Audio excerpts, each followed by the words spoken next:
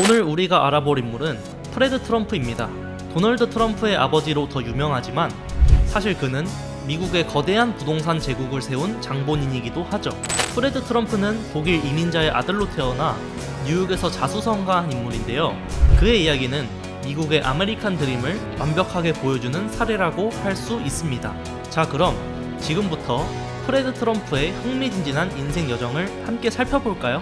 그가 어떻게 부동산 제국을 일구었는지 그 놀라운 이야기 속으로 들어가 보겠습니다. 프레드 트럼프의 이야기는 그의 아버지 프리드릭 트럼프로부터 시작됩니다. 프리드릭 트럼프는 1869년 독일의 작은 마을 칼슈타트에서 태어났어요. 하지만 그의 인생은 순탄치만은 않았죠. 8살 때 아버지를 여의고 가족들은 경제적으로 큰 어려움을 겪게 됩니다. 하지만 프리드릭은 포기하지 않았어요.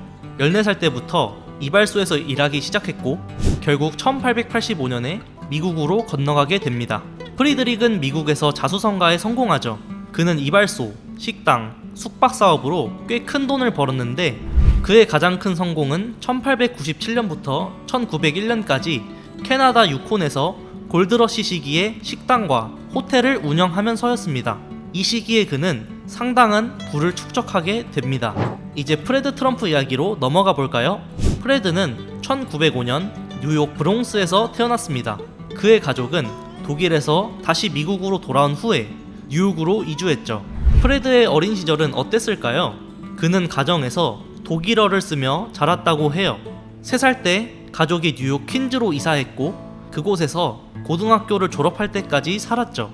흥미로운 점은 프레드가 10살 때부터 돈을 벌기 시작했다는 거예요. 푸주간에서 배달원으로 일하면서 말이죠. 어린 나이부터 돈을 벌었다는 것은 그의 사업가적 기질이 일찍부터 나타났다는 걸 보여주는 것 같지 않나요? 하지만 프레드의 가족에겐 큰 시련이 찾아옵니다. 1918년 스페인 독감으로 아버지 프리드릭이 세상을 떠난 거죠. 그때 프레드의 나이가 고작 13살이었어요. 이런 어려움 속에서도 프레드는 학업을 포기하지 않았습니다. 고등학교에 다니면서 캐디, 페인트공, 배달원 등 다양한 일을 병행했죠. 그리고 1923년 마침내 고등학교를 졸업하게 됩니다.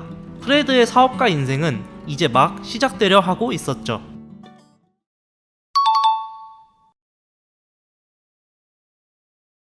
프레드 트럼프의 사업가 인생은 사실 꽤 일찍 시작됐어요. 1923년 고등학교를 졸업하자마자 그는 목공소를 세웠습니다. 대단하지 않나요? 이 사업은 프레드가 자신의 손으로 직접 일을 하며 기술을 익히고 사업 감각을 키우는 중요한 경험이었습니다.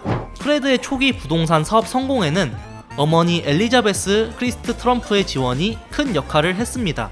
엘리자베스는 남편 프리드릭 트럼프가 남긴 부동산 사업을 이어받아 운영하며 가족을 지탱했습니다. 1924년에 그녀는 회사 이름을 엘리자베스 트럼프 앤 선으로 바꾸고 프레드를 사업에 적극 참여시키기 시작했습니다. 이로 인해 프레드는 부동산 세계를 배우며 자신의 사업적 감각을 더욱 키울 수 있었습니다.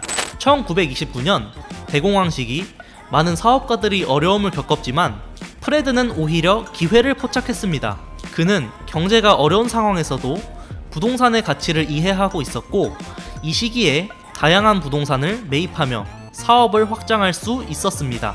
프레드는 이를 통해 경제적 불황 속에서도 성공할 수 있는 방법을 배웠습니다. 1933년 프레드는 뉴욕 퀸즈에 트럼프 마켓이라는 셀프 서비스 슈퍼마켓을 열었습니다. 당시로서는 아주 혁신적인 아이디어였죠. 이 시도는 큰 성공을 거두지는 못했지만 프레드의 혁신적 사고와 도전 정신을 보여주는 사례입니다.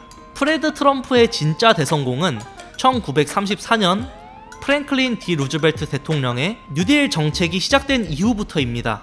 뉴딜 정책의 일환으로 국민주택법이 시행되면서 주택대출이 훨씬 쉬워졌고 프레드는 이 기회를 놓치지 않았습니다. 그는 재빨리 부동산 모기지 사업에 뛰어들었고 재대출과 기상천외한 마케팅 방법으로 엄청난 성공을 거두게 됩니다.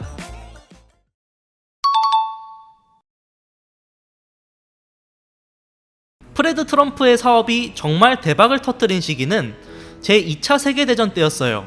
전쟁 중 프레드는 군인들을 위한 주택 건설 사업에 참여해 큰 성공을 거두었습니다.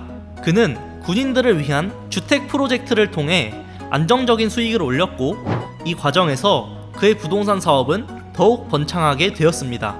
전쟁이 끝난 후에도 프레드의 성공은 계속됐습니다. 이번에는 참전용사들과 그 가족들을 위한 중산층 주택 사업에 집중했습니다. 그는 뉴욕 퀸즈와 브루클린 지역에 많은 주택을 건설하며 참전용사들의 주거 문제를 해결하는 데 기여했습니다. 이 사업은 프레드에게 큰 경제적 이익을 가져다 주었으며 그의 부동산 제국을 더욱 확장시키는 계기가 되었습니다. 1950년대와 60년대에는 프레드가 상원과 뉴욕 경찰의 조사를 받기도 했습니다.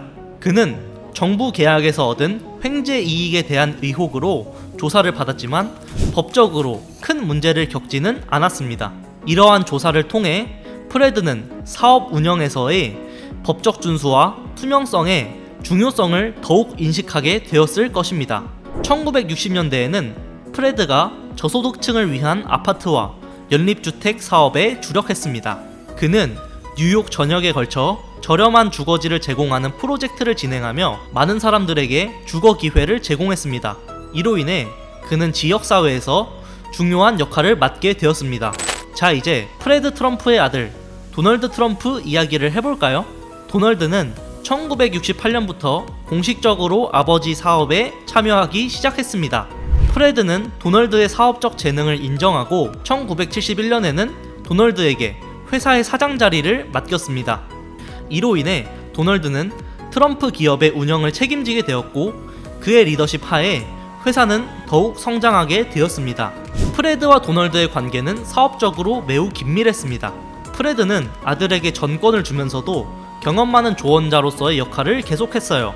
1970년대 중반 도널드가 맨해튼으로 진출하려고 했을 때 프레드는 처음에 회의적이었지만 결국 아들의 결정을 존중하고 지원했습니다. 이 결정이 나중에 트럼프 기업을 더 큰 성공으로 이끌게 됩니다. 프레드 트럼프의 말년은 그의 사업적 성공만큼이나 주목할 만합니다.